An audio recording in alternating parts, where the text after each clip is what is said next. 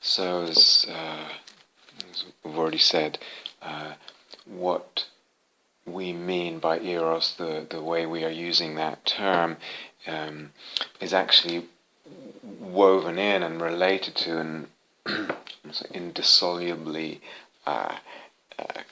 bound up with and connected to a whole range of other terms that we're using with specific meanings to form a kind of larger conceptual framework. There's a whole web of relationships and implied meanings there. So we can't really unpack what we mean by Eros without beginning to say and include more of those terms and say a little bit about those other notions and how, and a little bit about what the relationships are. But this whole edifice, this whole architecture, conceptual framework, is something will unfold gradually. There's quite a lot to it in a way. So I want to begin doing that now. And just before I do, just to say, I'm aware that I'm referring to what is now really quite a large body of work. If we think about all the material on emptiness and dependent arising and imaginal practice and re-enchantment and all that. It's actually quite a large body of work together with this piece of this course on Eros. So if someone who is coming from the insight meditation tradition or something like that were to just pick a talk at random and listen to that talk, they would probably be just baffled, puzzled, probably even maybe shocked, perhaps even outraged. What is this? What is he talking about? What are they talking about? How on earth did we get here? These words soul, Eros, divinity, even the word God, cosmopoesis, whatever that means. What on earth is he talking about? How did he get there? And this is really pretty far out. And is this Buddhism? Now, I've touched on that last question before. It may be, in some respects, quite an interesting question. In other respects, it might not be interesting at all. What's more interesting about it to me is why is a person asking such a question, and what assumptions and fantasies are operating for them, and what's, in our language, what soul styles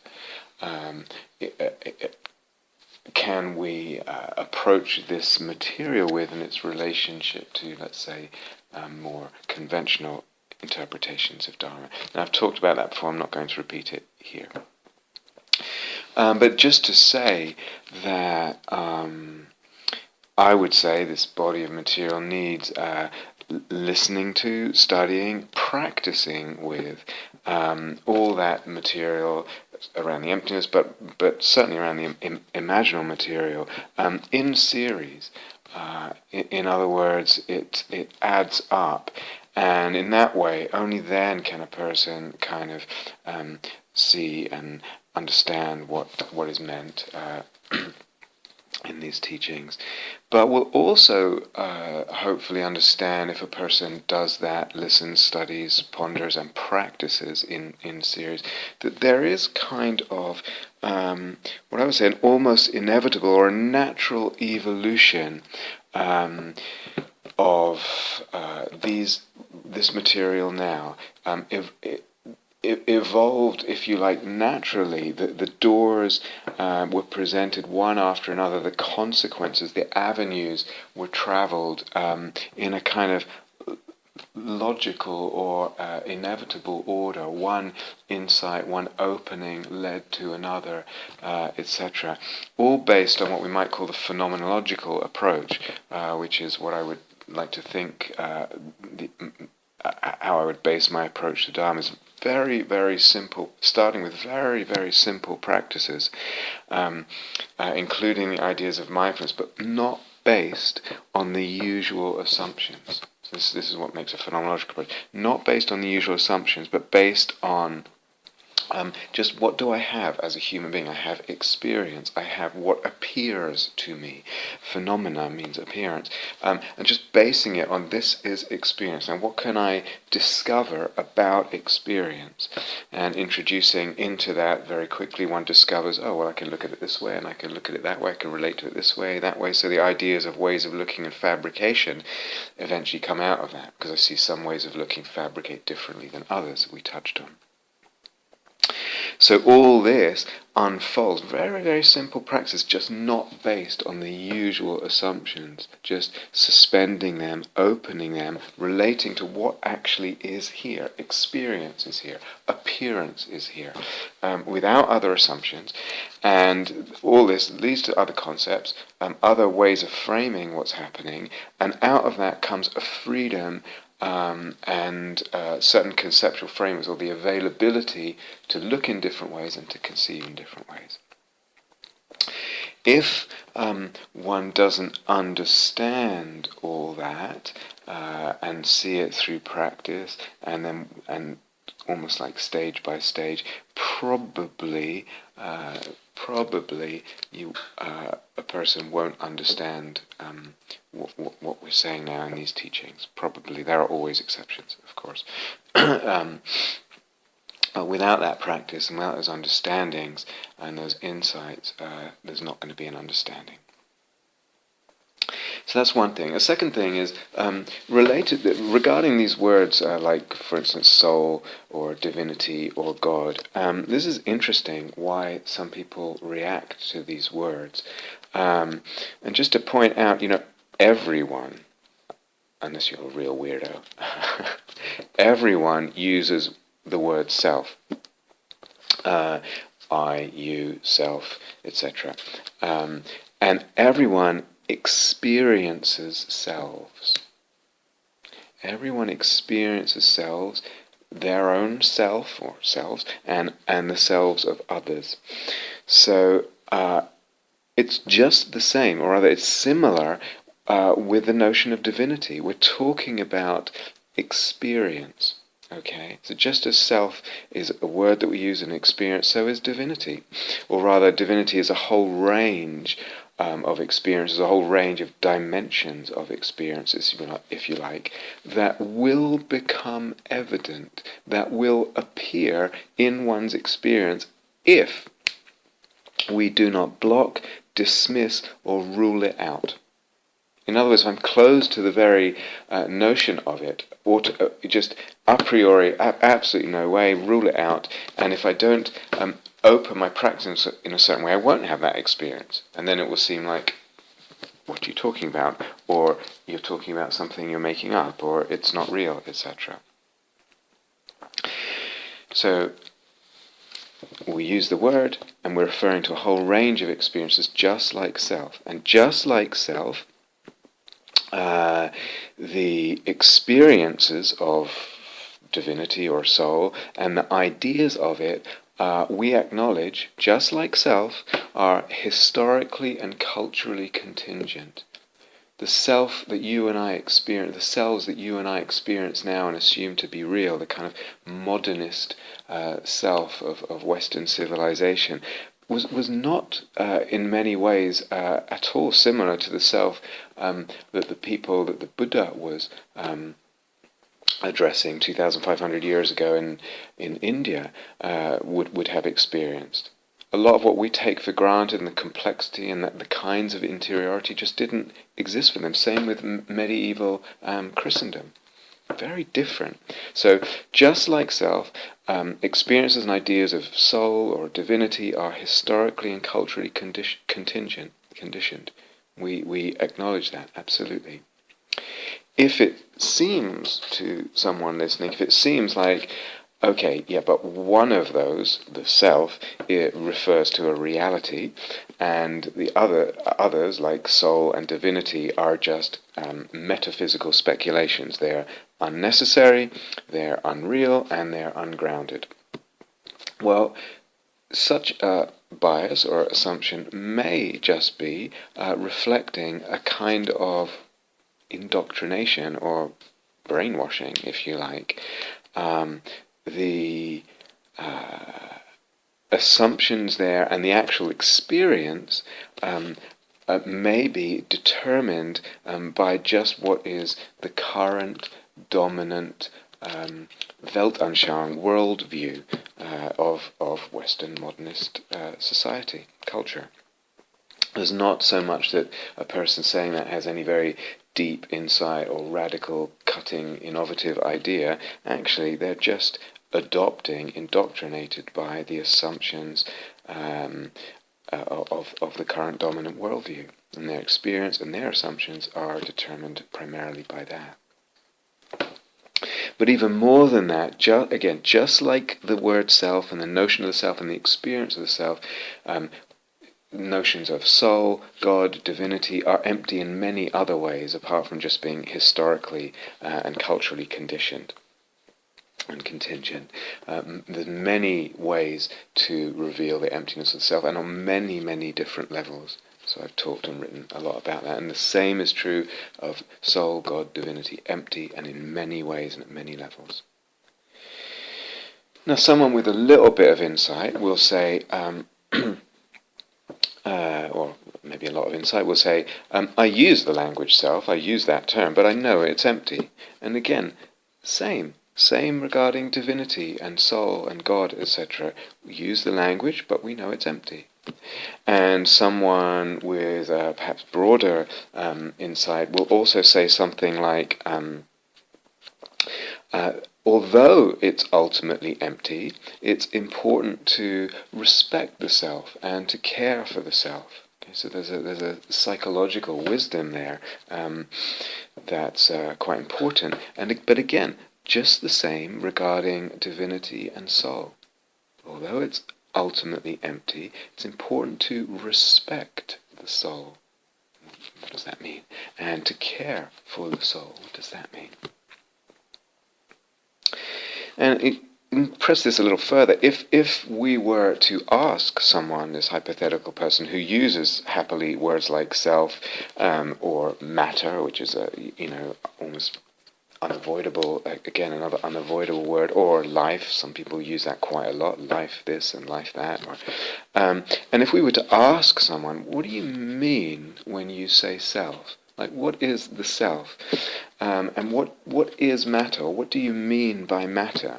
I mean, at first they would just sort of point, well, I mean this, or I mean that, or I mean this here, and or life. Sweep their hands around the room or around the outside or whatever. But what do you mean by that? What do you and you kept pushing this question, probing with the question. Without a doubt, it would pretty quickly reveal just how vague the notions of self, but also certainly the notions of life, and even matter are. How full of assumptions, how often not well thought out, full, as I said, of assumptions, presumptions that don't actually really bear much scrutiny, much probing, and that can be pretty quickly revealed to be without secure foundations. Even matter, I mean, you just have to know, maybe a fair amount about modern physics, and it's like, matter, the most obvious thing, at a certain point, what are we actually talking about here? And when we talk about it, are we assuming? And presuming, and what is the basis for assuming that? Can we be absolutely secure in those assumptions? Or we find out that it's resting on a set of assumptions, or the definition of itself of self, of matter, of whatever it is full of contradictions. All this applies equally to notions of divinity and soul. They're vague notions. They rest on other assumptions. Any assumptions, you push them deep enough, and you're gonna come to something you just have to assume without knowing it's an absolute truth. In other words, it has no secure foundations, and a lot of notions actually end up being kind of circular in the definition, as you'll see when we talk about soul, etc. And in fact, that's probably true about everything. That there's a kind of assumptionality and vagueness and kind of incoherence or circularity, self-contradictoriness about everything. Anything you might name or point to or use as a concept or experience. Okay, so all that as a kind of precursor. And I'm also aware, of course, that, as I said, there's a lot of material here. There's a lot of material on this retreat. There's a lot of, when you add it to the other retreats and the whole thing about emptiness, and that's an imaginal, and it's really quite a lot. And it's hard, I appreciate this. It's hard to kind of keep it all in mind, especially hard, if you're not practicing with this material in a really exploratory way. And also, a lot of these ideas are not necessarily always so simple or easy to understand, so I fully appreciate that. And by now, what's happened is someone very often says, what do you mean when you say X, or when you say Y, or when you say cosmopoesis, or this?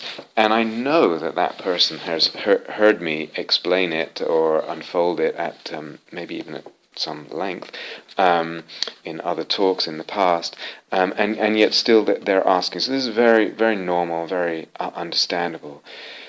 So partly what I want to do now in exploring this web is also to hopefully it can function as a bit somewhere between a kind of exploration of the whole web of ideas and a glossary, a kind of, if you like, glossary of terms, which is a pretty, I think, strange thing to try and do in a recorded talk format, rather than a book where you can just flip to that page and quickly look it up.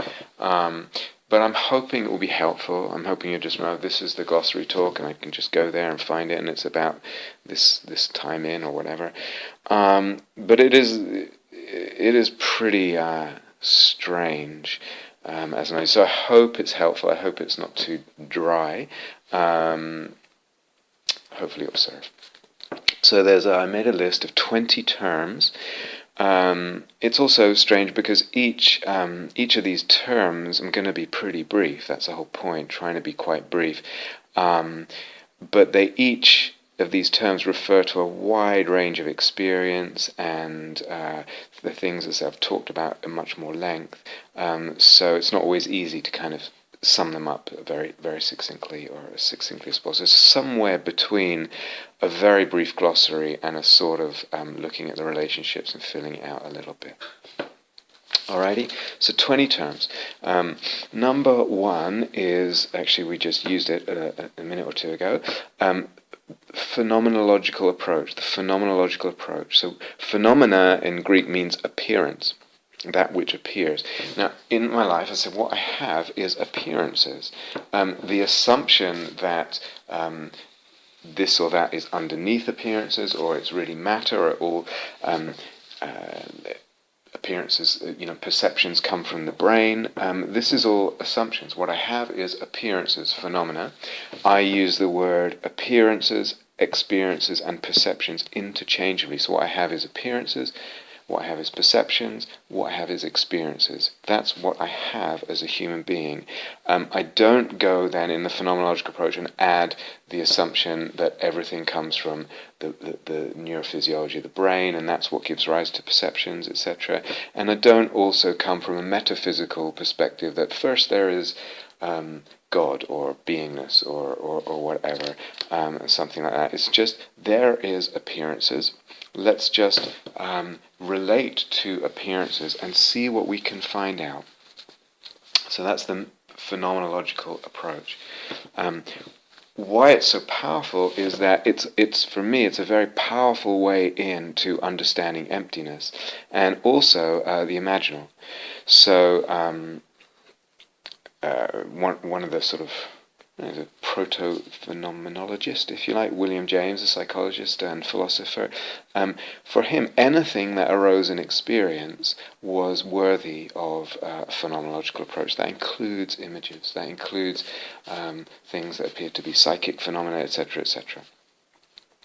But basically, whatever appears to me, I can relate to as a phenomenon and investigate it, and investigate what kinds of relationships and how it works, relationships function around that thing, whether it's an image or a worldly perception or whatever, of the different senses, etc., an idea. All that is appearance. An idea even is appearance. And it's worthy of investigation. And of course, there's differences between those, but domains of kinds of appearance, but still. And I've just put this in now. It's something we'll come back to. What I think is, if we go deeply enough and radically enough with this phenomenological approach, actually it ends up. There's ways that it can actually end up opening what we might call metaphysical philosophy. But we'll come back to that.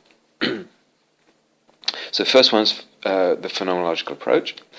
The second one, and we've talked about this before, ways of looking. So for me this is another really fundamental, really powerful and pervasive concept, by which I mean not just looking with the eyes certainly, but ways of sensing, ways of knowing, ways of perceiving. So involves any senses, but really it refers to what is the perspective that's being employed now, and included in that is the relationship with the object that I'm perceiving, whatever that is, internal, external, etc., etc. Am I, for example, grasping at it? Am I pushing it away? Am I seeing it as self or not self, etc.? All these are different ways of looking. Wrapped up in that, always in the way of looking, is the conceptual framework. So the whole kind of mishmash of conditioning factors in the perceiving makes the way of looking. And there's always a way of looking. Most of the time, unless you're really into this way of practicing, and even then, most of the time, the way of looking is not conscious. We're not actually conscious of everything that's involved in the way of looking, and most human beings have very little range or leeway in the of ways of looking. In other words, they can just kind of on a very gross level shift the ways of looking a little bit. I would see insight meditation practice as the practice of a whole range of ways of looking, really developing that flexibility and that range of ways of looking in practice, in ways that really have a powerful effect. So that's number 2, ways of looking. Related to that is number 3, this whole idea of fabrication, because we start to see, as we play around with ways of looking in the phenomenological approach, that perceptions, appearances, experiences are fabricated more or less dependent on the way of looking. In other words, some ways of looking really seem to fabricate, if you like, more perception, more of a sense of self, a more solid sense of self, a more separate, a more contracted sense of self, also with objects, more separate, solid, real seeming, more oppressive also. And in fact with the whole sense of the world and other things such as time and even space, etc. So there's a spectrum of fabrication, and different ways of looking fabricate more or less, all the way to extremely gross and solid and oppressive, to much, much less fabricated, etc., down into not fabricating at all. And what's fabricated there, as I said, is dukkha, is dis-ease and suffering, but also the sense of self, the sense of object, the sense of world, the sense of time, all of it. So the fabrication of perception, that's number 3. Number 4 is the concept of emptiness. So this really means that what we come to understand one way or another, but these ideas of ways of looking, fabrication coming out of the phenomenological approach, are one very powerful way of understanding emptiness. Emptiness means that nothing exists in a way that's inherent has what they call inherent existence in a way that's independent of the way of looking, independent of the mind that's looking at it. In other words, it's the way of looking that makes it a thing, and that makes it seem like a separate, independently existing thing. Without the way of looking, and without being fabricated by the way of looking, there is not the appearance of that thing. So that's one way of understanding it. You can also do it analytically, and you find that the whole notion of things just that seem so real, so solid, so independently existent is actually incoherent. Things are actually unfindable. And that's another way into understanding emptiness. What is empty? Everything is empty, without question. So even, not just all selves and all things, but and that means any notion of self. So even the self as process, not a real thing. It's just arising as a way of looking. It's a relative degree of fabrication. But awareness is empty too. Actually, even the notion of fabrication is empty too. In other words, it's not really real. It's a kind of construct that we see. It actually, there's a way of going deeper and deeper into the whole teaching of fabrication as a practice. You find out that fabrication too is kind of incoherent. It cannot be a reality. Dependent origination, similarly, it's empty. All those 12 links, or 13, or 10, or however whatever system you're using, all of them are independent, are lacking inherent existence. They don't refer to real units of existence, or units of being, or realities, or entities, or whatever. The unfabricated actually also turns out to be empty, and the whole distinction then between what's unfabricated and fabricated also illusory. Emptiness as well is also empty. So emptiness is a very radical, pervasive concept. Everything, without question, is empty. What we end up with then, we start with this notion of ways of looking, and we end up with this really radical, thorough insight that in the end there are only ways of looking. The ways of looking are empty too, but all we have is a range of ways of looking which we can expand, and that's not realities, that's ways of looking. And those ways of looking also don't inherently exist. But all we have, all we come to, the freedom that we come to is there are just ways of looking. Something very beautiful, very radical, very profound in that insight. And extremely far-reaching. So in traditional Dharma approach, we as I said, the idea of ways of looking, we channel that into the direction of which are the ways of looking that bring more suffering, or lock suffering into place, or whatever, and which are the ways of looking that ease suffering. So the whole concept of ways of looking in the sort of narrow Dharma sense is tied up very much with the Four Noble Truths, with what leads to suffering and what leads to the ease of suffering. But in exploring ways of looking, we also see that there's other directions that don't obviously have much to do with suffering and the end of suffering that can open up. So a way of looking can open up, for example, soulmaking.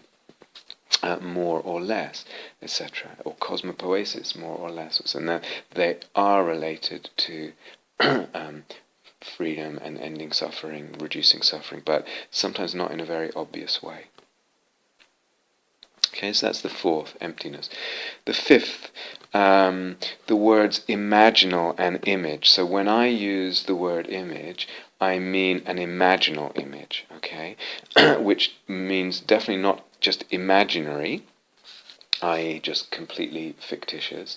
It also doesn't have to be, as we think image has to be something visual, so it doesn't. It can involve any of the senses and quite unusual ways of knowing and ways of perceiving things. But it also refers to more than just the use of the imagination. So just using the imagination does not mean imaginal, nor even if an image comes and it has a kind of, mythic character, I don't know, dragons and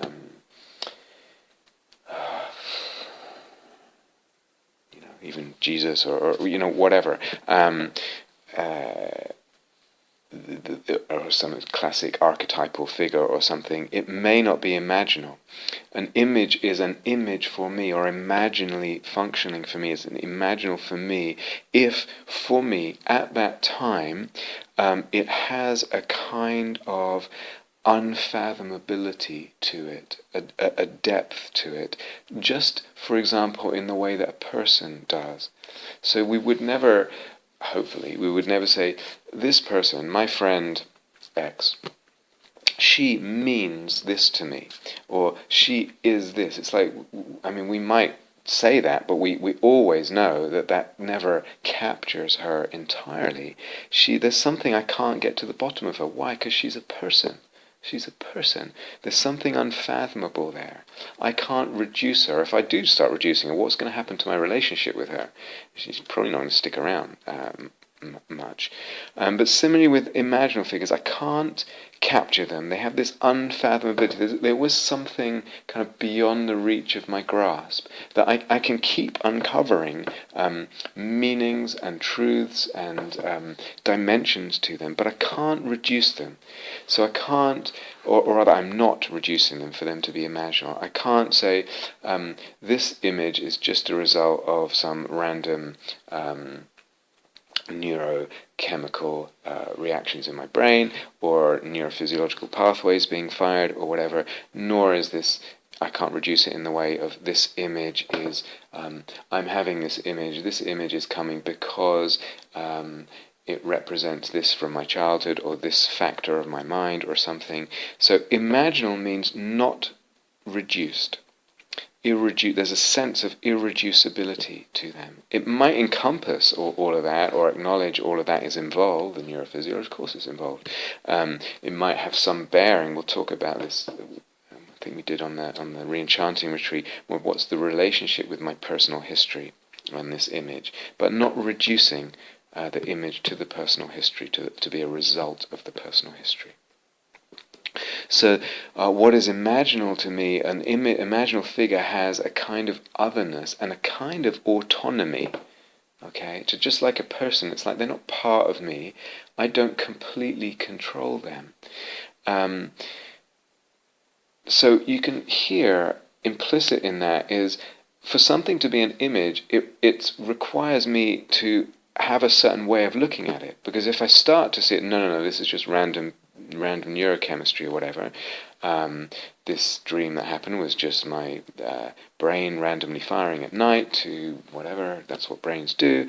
And then I have a way of looking there that's not imaginal, and the image is resolved or reduced, or I lose interest in it or whatever. It's no longer imaginal. So in the meaning of the word image, it's not just an object, it includes the way of looking at that object.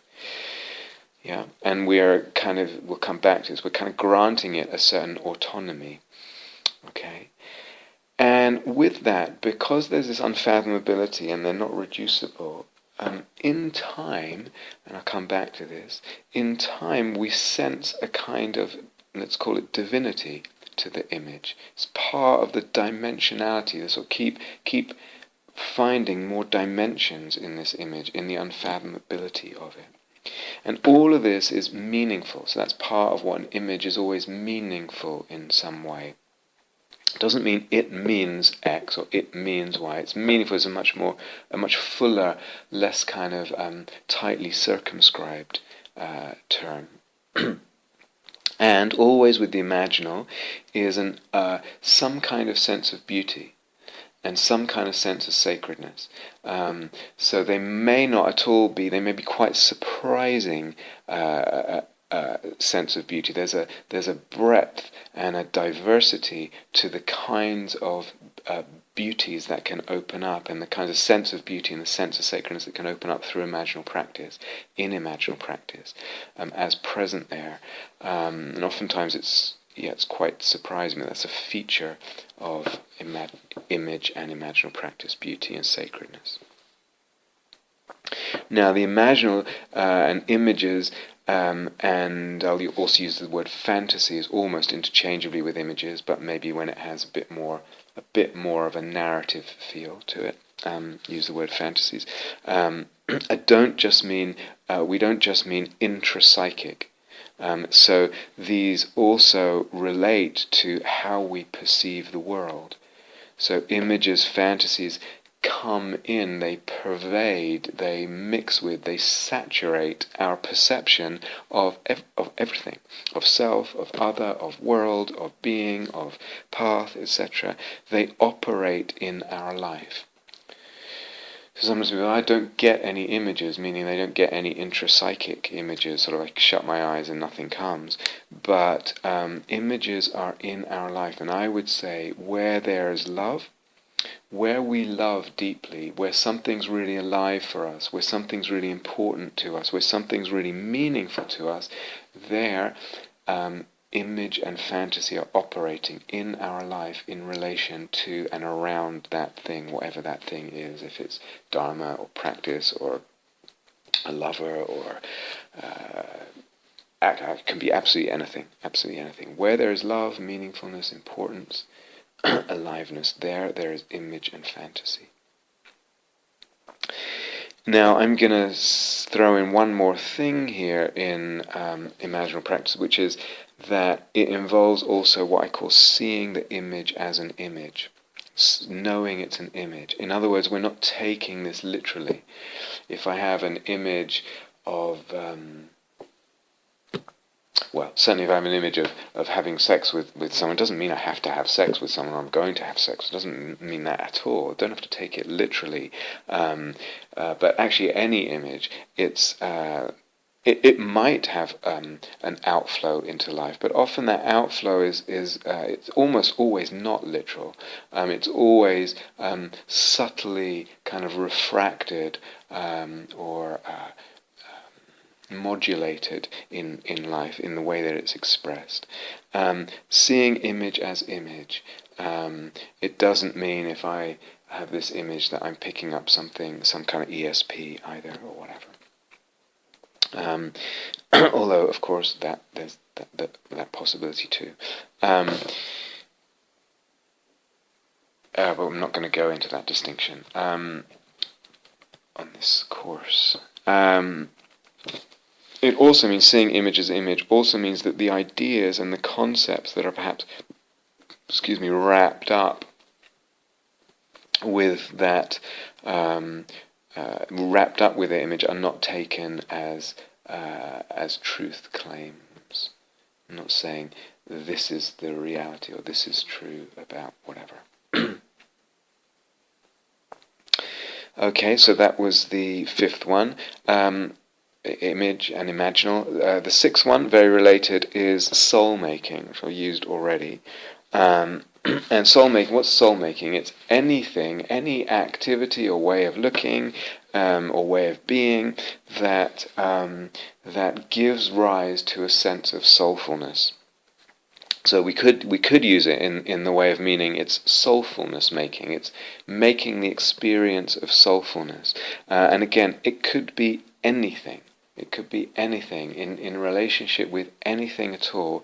The way of being with it, the way of looking at it, the thing that I do with it or in relationship to it gives rise to a sense of soulfulness. And again, this is very related to the definitions of imaginal, but when there is soulfulness, there is a sense of importance, of deep importance. This thing is important to me. Strange as it might seem to someone else, this is important to me. It has a deep importance. It has a beauty to it. There's love involved, and often very different kinds of love. A large range in the kind of expressions of love that are involved in soulfulness, meaningfulness, resonances. So soul-making is recognized through its resonances in the heart, in the emotionality, its resonances in terms of image. So an image has resonance with other image, and an image itself is resonant with the energy body, which I'll come to in a little bit, and with ideas. It has soul-making also gives a sense of dimensionality. It involves image and fantasy and also idea. I'm going to call logos, all of that. So soul making means soulfulness making in the sense it makes that kind of gestalt of those kinds of the gestalt of those kinds of experiences refers to a sense of soulfulness.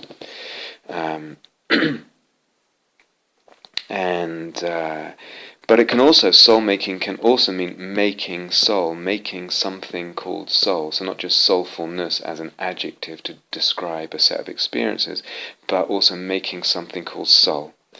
Okay, so the sixth term here is soul making. The seventh term is indeed that word soul. So what does this mean? Here again, I can use it in two ways. I can use soul as not in the sense of referring to an entity, but referring to a way of looking. Soul is just a way of looking that gives rise to soulfulness, that gives rise to soul making. Okay, so when I say soul, I'm just referring to it as a way of looking. But I can also refer to soul as if it were an entity, or talk about it as an entity. An empty entity. So go back to what we said earlier about self. So you talk about self as if it's an entity, but it's not. It's empty. Yet we still use the concept and we feel it as an entity, etc. At times. So similarly, we can talk about soul as if it was an entity. What kind of entity? Well, it's that entity, that aspect of citta, if you like, that facet of citta or of being. It's that which sees or senses in a soul-making way. That's the entity of soul. It's the it's that which sees in a soul-making way, and what I meant in all that before, with image, with fantasy, with meaningfulness, with depth, with dimensionality and beauty and all that. That's soul. It's the so soul-making increases soul. It makes soul in the sense that it reinforces, it strengthens, it widens and deepens that entity or that capacity or that tendency to see in a soul-making way, to see in a way that gives rise to soulfulness, to see imaginally and with meaningfulness and resonance and depth and beauty and all that. The soul-making builds soul. It makes soul. Okay, so that's the seventh, the term soul. The eighth is the term energy body. And here I really mean, it can sound like we're talking about something, some kind of new age idea or esoteric sort of idea. Really, I'm referring to a kind of a mode of attending to the experience of body, a way of looking. Again, if we go back to the phenomenological approach, the energy body really refers to that, a way of attending to this space, actually a little bit bigger than what appears to be my physical body, and the feeling of that, the sense of that. Yes, the image of it, but also the palpable sense of that field of vibration, texture, energy, etc. Really important to stress here, there is a real spectrum, there's a wide spectrum in that experience, so that we can experience a very, very refined field of energy, very insubstantial, ethereal, and that's lovely and actually very important. And sometimes even that goes, and there's just a sense of space, which is really at the edge of what we might call absolute edge of what we might call energy body experience. But at the other end, there's also just the sense of something really dense and earthy and solid and very substantial. We can feel the energy body that. So the energy body refers to that whole spectrum. And it means more than just what many people are familiar with from, say, mindfulness practice or more conventional kinds of, or more common ways of teaching insight meditation practice, just this, what can seem at times just like this pulsing or flickering field of sensations or field of hot or cold or pressure, etc. Yes, that's a certain kind of, let's say, mode of attention or feeling of experience of the energy body, but it actually is much broader than that, and there's ways of paying attention and experiences of energy body that are not like either that or the regular sort of solidity we feel. There's really a whole range there. That's energy body. That's the 8th. Okay, the 9th is Eros, which we've already defined, and as I said, in a small way, and we're going to expand it and kind of make a bigger definition as we go along. So it's the desire. Eros is a kind of desire. It's the wanting more contact, more connection, more touching, more experience of, or to experience more of, to know more, or to know more of, to penetrate more, or to penetrate more of, or to open more and to open to more of, to have more intimacy with some object, some erotic object, either in everyday perception or an imaginal, intrapsychically. So note that this is multi-dimensional, multifaceted. We're not just talking about a mental faculty here, a sort of, I'll come back to this, but some kind of vitaka vichara thing where you're just probing the object. I'll come back to that relationship. First of all, it's not just mental, it involves all the senses, and it's embodied, which doesn't mean that it needs to manifest in action. But more importantly, and this is where the definition starts to get bigger, is that it involves and it pulls in and stimulates the imaginal and the ideational. So actually, when we talk about Eros, we're talking about something that moves towards, that includes the imaginal and the ideational in certain ways, in ways that expand them and moves towards soul-making. So you can see that Eros is the 9th term, and you can see Eros is one kind of desire. If we use that word desire as the 10th term, and desire we can maybe use it in a way that's more neutral or as a more broad term, perhaps similar to the Pali word chanda.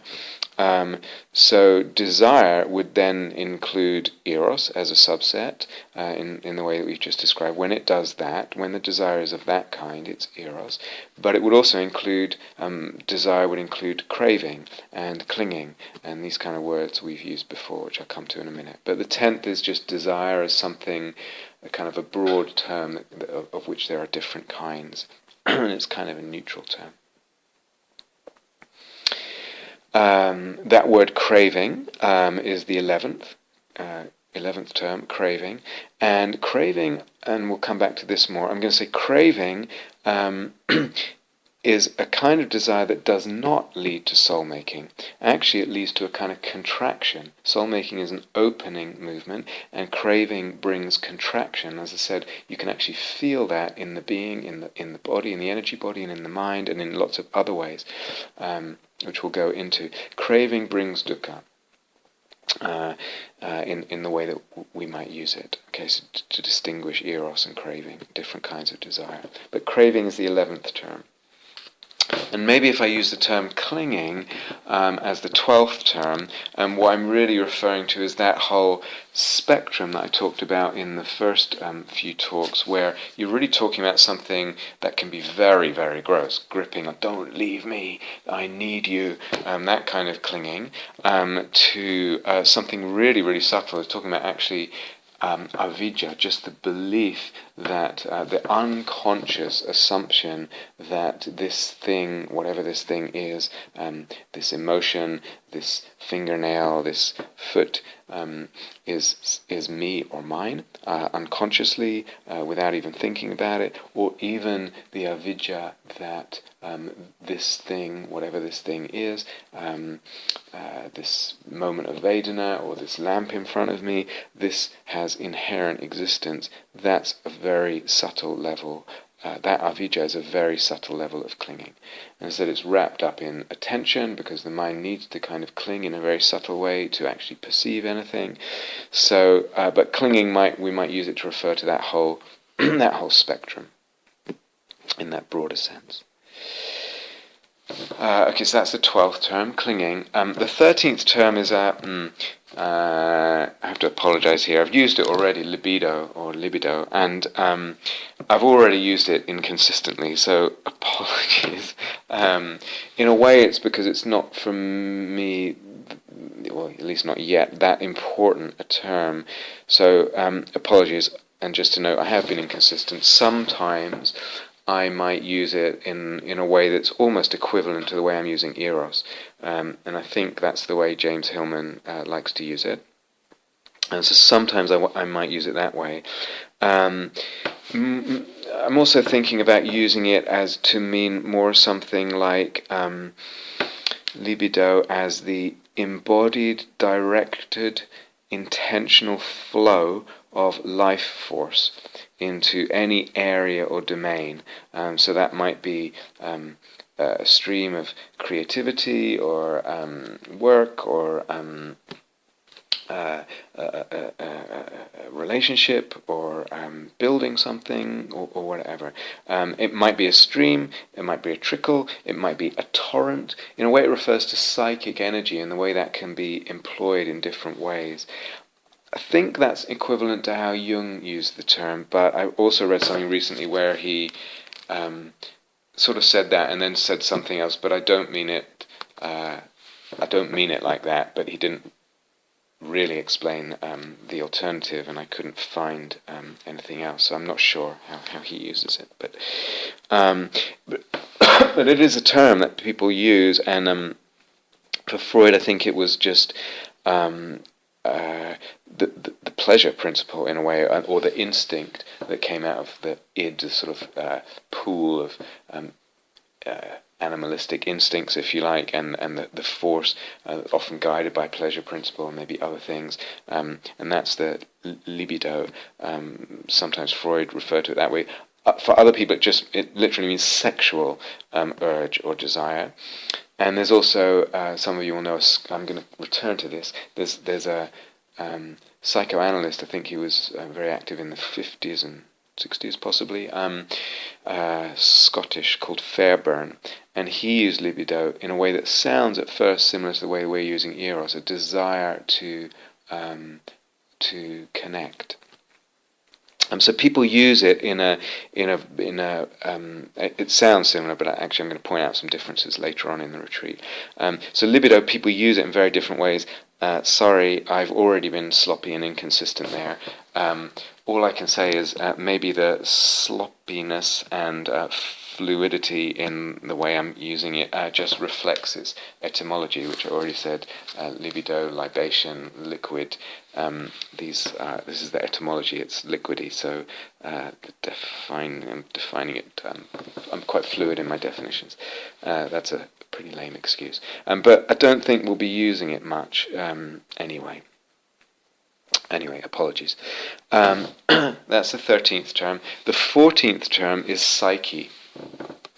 So one meaning of psyche, in the way that I use it, is just really the totality of the citta, the psyche. In other words, the mind, but not reduced to the thinking mind. Just the whole totality of citta. But another kind of inflection of the meaning means especially soul. So using it equivalently with soul in the way that I defined soul earlier, as earlier in this talk, as the sort of organ of imaginal perception. So psyche as the organ of imaginal perception. But there's a second way that I use it sometimes, and and I really mean by psyche, I mean the totality of imaginal perceptions. I say the psyche. Jung actually says psyche is image, but so I'm using it sometimes as the totality of the chitta, more often as the equivalent with soul, the organ of imaginal perception, but quite a few times I will use it as the totality of imaginal perceptions, just almost interchangeably with image. Okay. Logos, so there's another Greek word, your eros, psyche, logos. Logos, I'm using that to refer to a concept or an idea or a whole conceptual framework. So in other words, what we're elaborating here is a kind of conceptual framework, but any concept or any idea or any conceptual framework is a logos. So for example, when I say the autonomy of the imaginal figure, as if they have a degree of being independent of me. That's a concept. It's an idea. It's a logos that's operating in imaginal practice. Even at the same time as we know it's a dependent arising, which is another logos. So you have mixtures of concepts operating at any time. If I reduce the imaginal figure to, let's say, it's the product of random neuronal firings or conditioned neuronal firings, or it's the product of it's expressing something from my childhood, or it's expressing an aspect of my being. This kind of reduction of the imaginal figure, any kind of reduction involves a logos in operation. Any idea of causality, that this is a result of that in the past, for instance, is also a logos, a concept operating. Another alternative would be what's called telos. There's another Greek word. You're learning a lot of Greek in this retreat. Telos, which refers to almost like causality from the future. I've talked about this, I think, on the last retreat. That's a different logos, a different concept operating at the future. Something, so to speak, from the future beckons us and shapes the present. Very different idea, very different logos. If we talk about the divinity of Eros, which is something we'll come back to, that's a logos. Neuroscience as a whole is a whole conceptual framework, is a whole logos. The idea that consciousness arises from matter as an epiphenomenon of matter, of neurology, that's a logos. Actually, evolution itself is a whole conceptual framework, is a logos. So what I want to say is that there's always a conception, there's always a logos operating in the mind, always, always, always, except during experience of the unfabricated. When there's a collapse of conceptuality. So by conceptuality and logos, I include like thought structures and thoughts, but it goes way deeper than that. So there's conceptuality operating even when there's no thought whatsoever. And oftentimes the concepts operating are just assumed, not really checked out, and oftentimes they're operating. Most of the time they're operating without us really being conscious of what they are. But when I talk about logos, because it's wrapped up in perception, I'm not talking about something abstract. We live a logos, or we live logoi. We live different ideas, different concepts shape how we live. They inform how we live, but they shape, more fundamentally, they shape our way of looking. They're included in the way we look at everything, and therefore what we perceive, what appears to us. So they have massive influence. I'm not talking about something abstract ideas here. Okay, so the 15th is logos. The 16th is what I'm going to call the Eros Psyche Logos dynamic, or the soul-making dynamic. So there's interchangeable terms. Now, I'm going to devote quite a lot of time to that on this retreat, but what it really means is that the more the wanting more that we talked about with Eros, more connection, more opening to more of the erotic object, penetrating more, to know more, to experience more. This wanting more, that push there, if you like, or wish to open more to the erotic object, that starts bringing in, inseminating, influencing, expanding the psyche in relation to that object. In other words, the imaginal perception of that object. So more dimensionality is created and discovered in that object. In my erotic connection with my lover or whatever it is, I start to see in her, I start to see in him I start to see more dimensions. They're not just this person that I can put a box around. They're even more than just a human being, or rather the notion of humanity starts to open and have other dimensions. And with that, so there's an expansion of the psyche. They become richer, more complicated, deeper, wider, and there's a expansion of psyche, of image, and also of logos. In other words, my whole idea of who they are, my idea then of what a human being is and what soul is, that gets expanded as well. So this is really, really important. When it gets expanded, they are then more yummy to me, more interesting, more attractive. It increases the eros there. So there's a kind of self-feeding, self-generating, ongoing fertilization of eros, mutual fertilization of eros, psyche, logos, mutual widening, deepening, enriching, complicating, adding dimensionality, etc. That goes on. And we can say much, much more about that. But when I refer to the Eros, Psyche, Logos dynamic, or I will also use the word soulmaking dynamic for the same thing, and that's that process. Okay, and with a lot to say about that. It's very, very fundamental, I would say, in understanding that, and very central concept. Okay, that's number 16, the Eros, Psyche, Logos dynamic. Number 17 is this term cosmopoesis. So this is something I would say that we start to notice in imaginal practice, that as we go into imaginal practice, we start to see that it begins to spill over. Even if I've been practicing with my eyes shut, I open my eyes after I've been working deeply with mindfulness and sensitivity with this imaginal figure. I open my eyes and there's a kind of spilling over to the perception of the world, to the world of perception.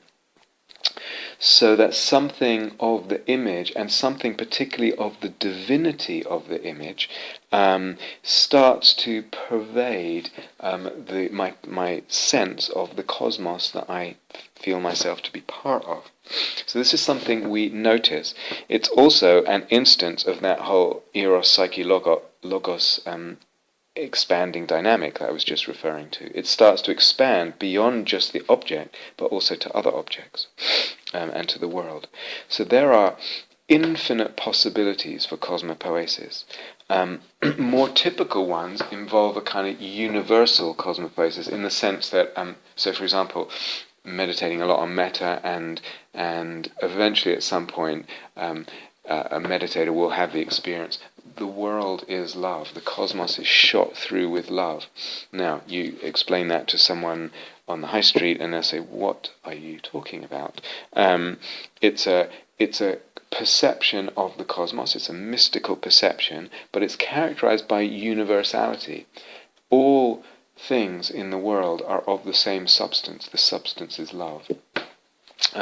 It could be awareness. So if you practice a lot with a vastness of awareness and other related practices, you get a similar thing.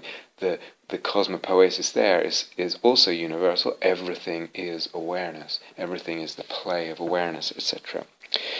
But then there's also rarer in our circles, but and more interesting for that very reason, is particular cosmopoesis. So this particular erotic imaginal figure that I'm working with sensitively and mindfully in practice, then I get up and walk around and look at the world around me, and and I notice that the particularities of that figure that I was opening to and discovering and sensitive to in the practice, they come to characterize the cosmopoesis.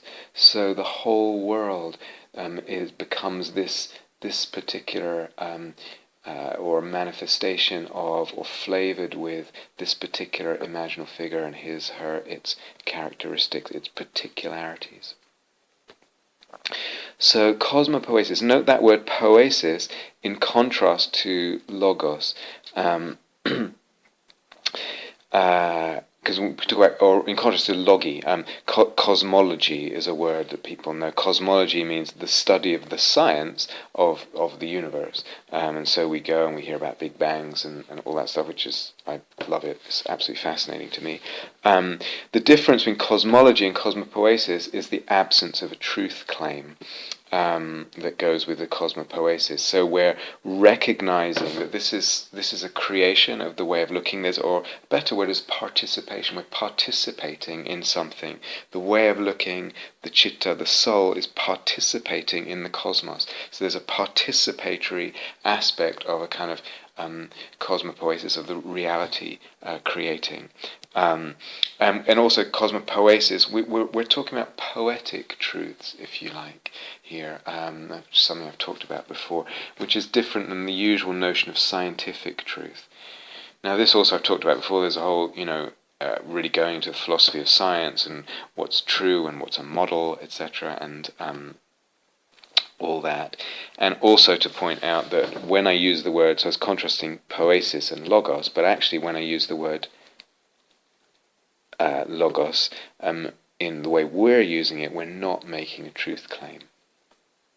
Other than that everything is empty, and even that actually we let go of at some point, that there's a logos is just a concept that we can pick up, or a conceptual frame we can pick up without insisting or even believing it as true.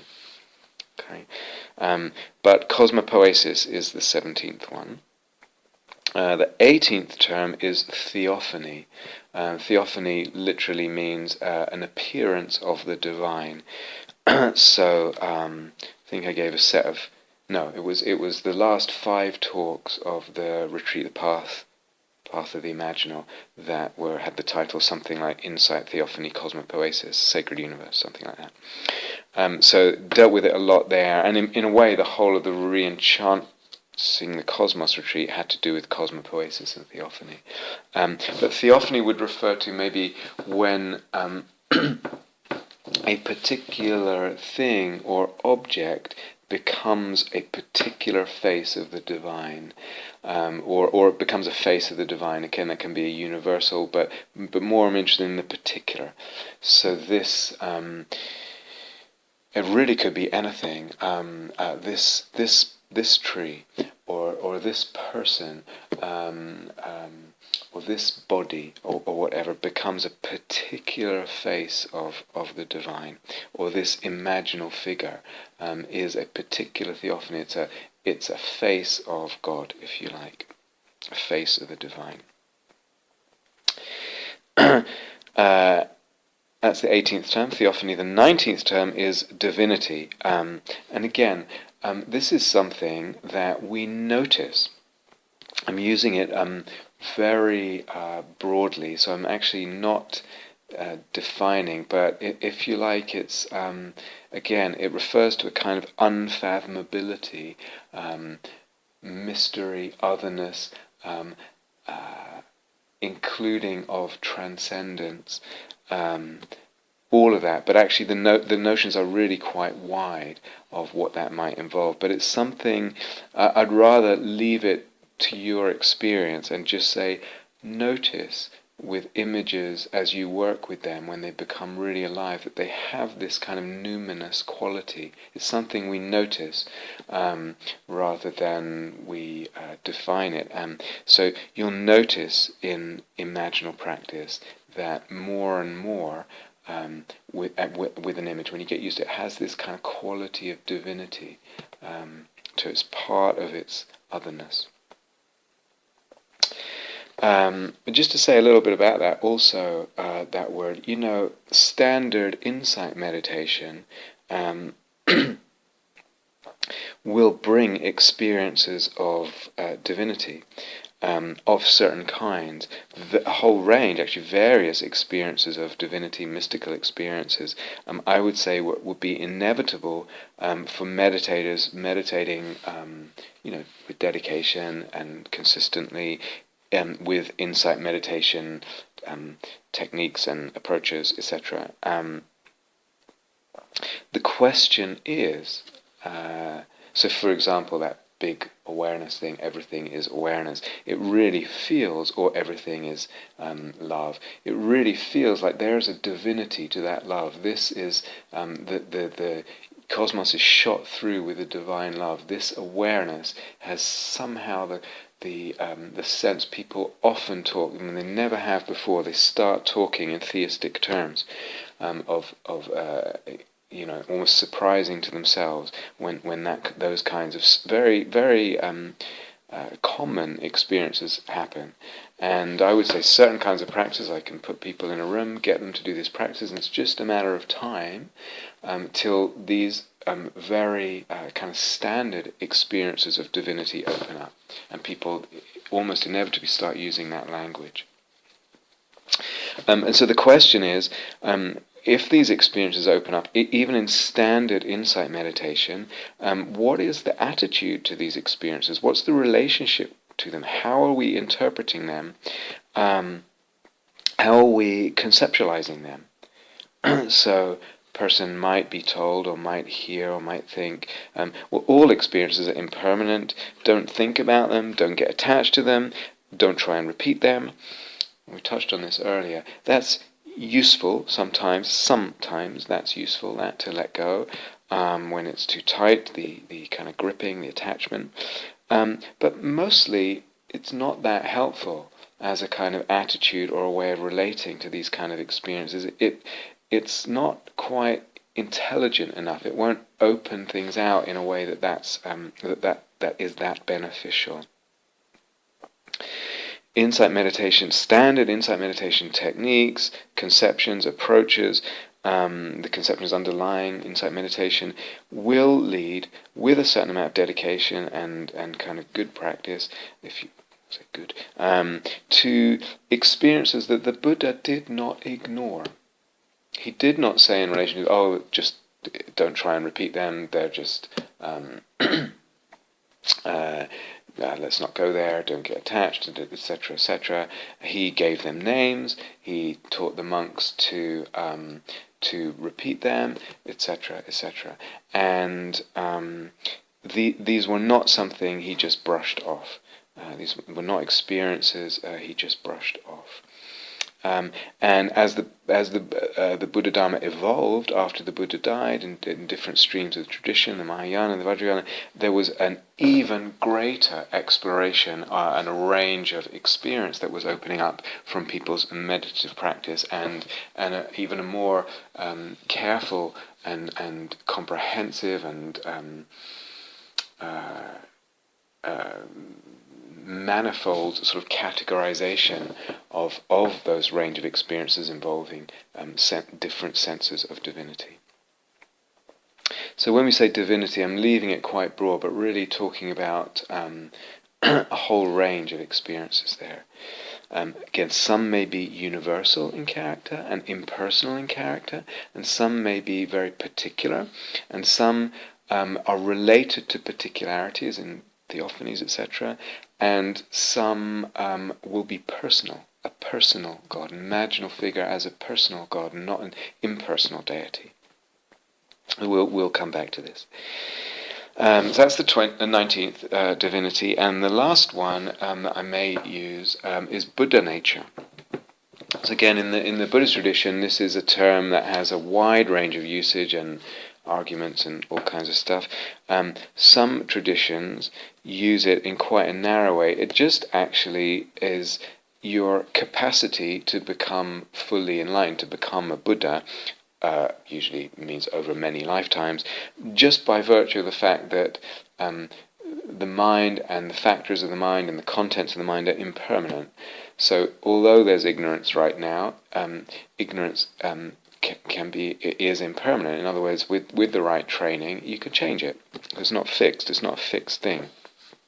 And similarly with craving and the rest of it that gets in the way, or rather whose absence qualifies enlightenment. So in some meanings, it just meanings of the word Buddha nature, it just refers to that. It's just your kind of unavoidable, no matter what you think of yourself or where you are actually at in terms of your quote spiritual development, there is always and undestroyably the possibility of becoming a Buddha. So that's one usage.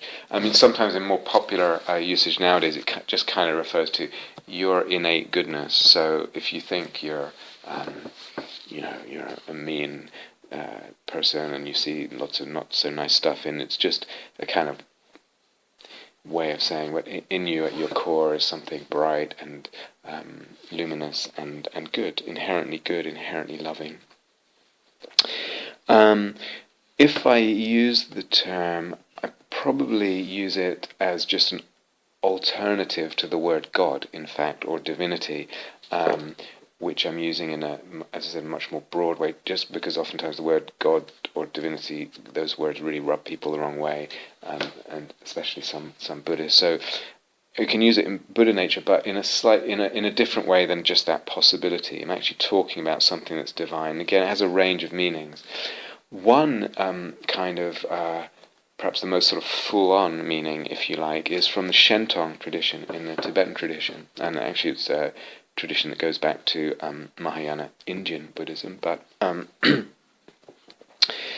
in that tradition, Buddha nature means it's interchangeable with words like Dharmakaya, and actually even the word emptiness, which is used differently when they use it in that tradition from the way I'm using it.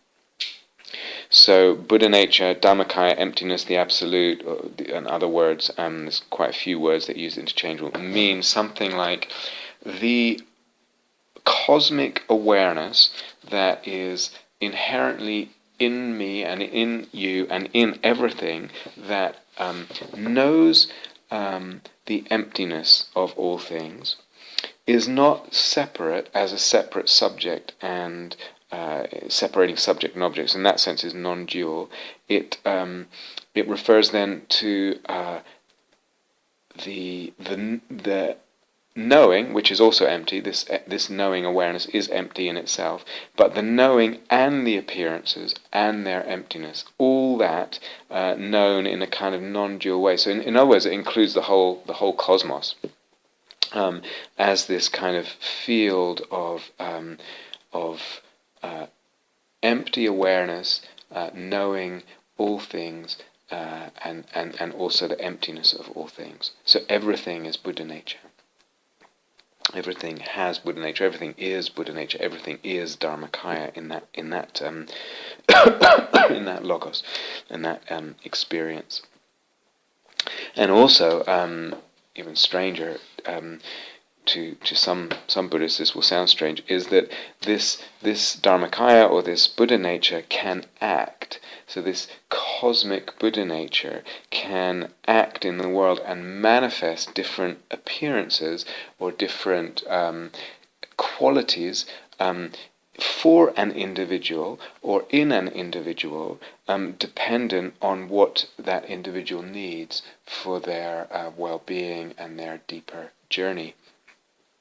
So that there's a kind of, if you like, world, intelligence, something akin to the world soul. There's a kind of intelligence or divine divine activity that's not that's operating in and through and as Buddha nature, as well as that awareness and its inseparability from emptiness, from appearances, etc.